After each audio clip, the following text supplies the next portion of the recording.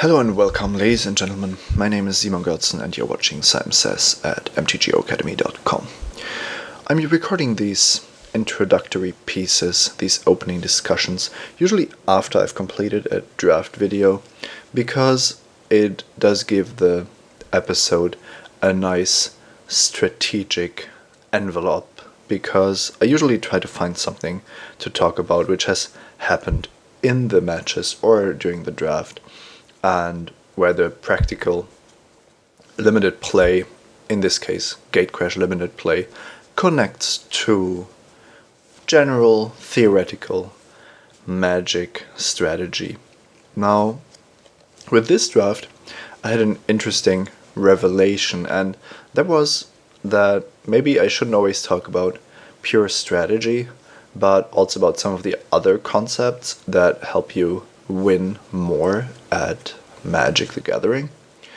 And so today's opening discussion is going to be a little less strategic and maybe sound like a motivational talk from time to time, but I'm willing to accept that.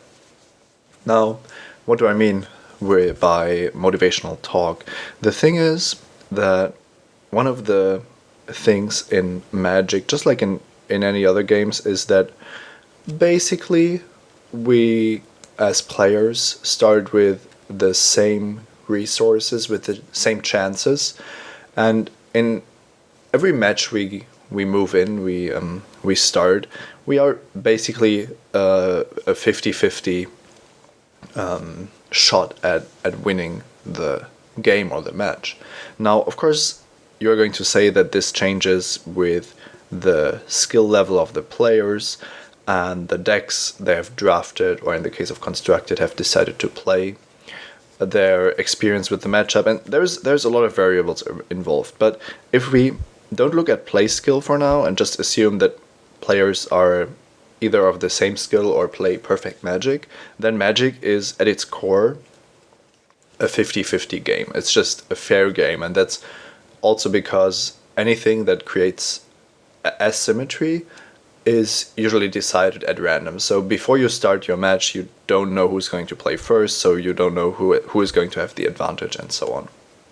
Now, the other thing is that sometimes in Magic you do fall behind, and that's not only true in Magic but in almost any other game. And I did used to play chess quite a bit years and years ago, and for those of you that don't know the rules of chess, what you are trying to do is to create a board position that just gives you the better options, the better attacking and defending options.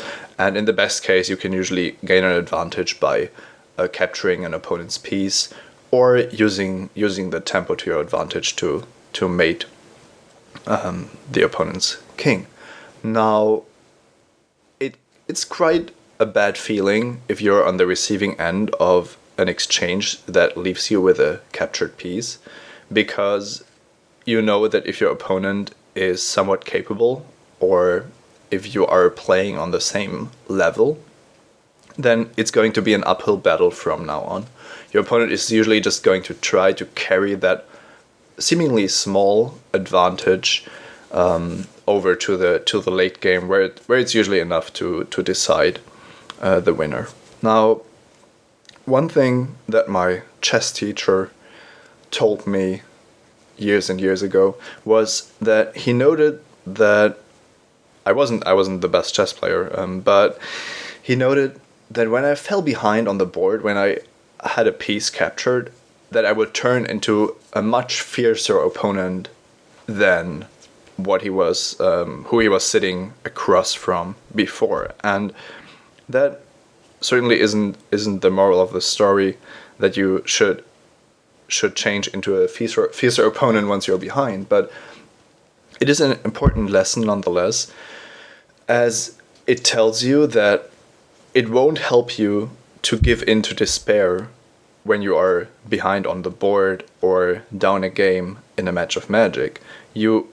Even if you only have a 20% chance to win the next game or to win the match and advance to the next round, it's your responsibility to give it your best, even though the chances might be very slim. Now, where this is different from a purely motivational talk is that I'm not going to lie to you.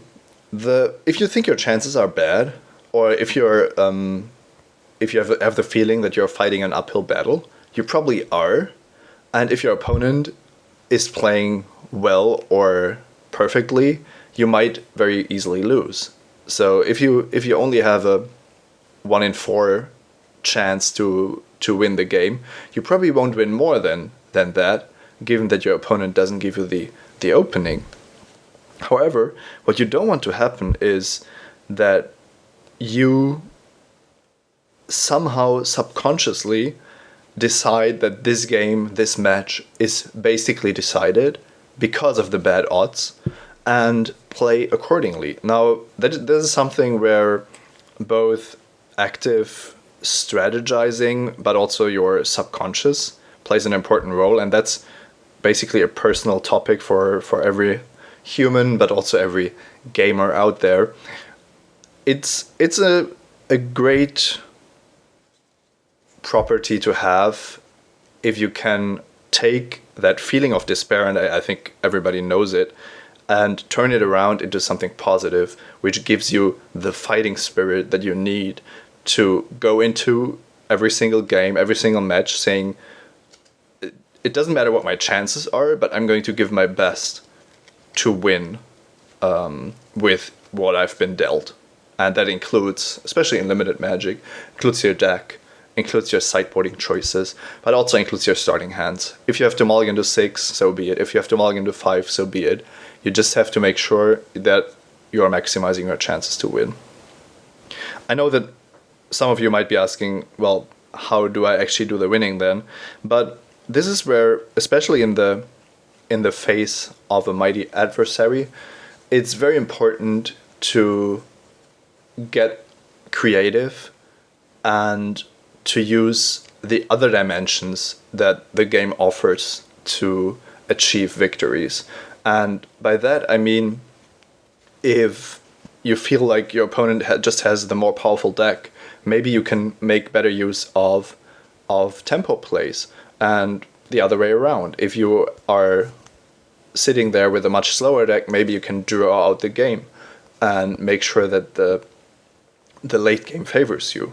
There's a lot of things you can do, and the most important step is to believe in what your choices have, that your choices have an impact on how the game is going to proceed and how ultimately the game is going to end, to conclude.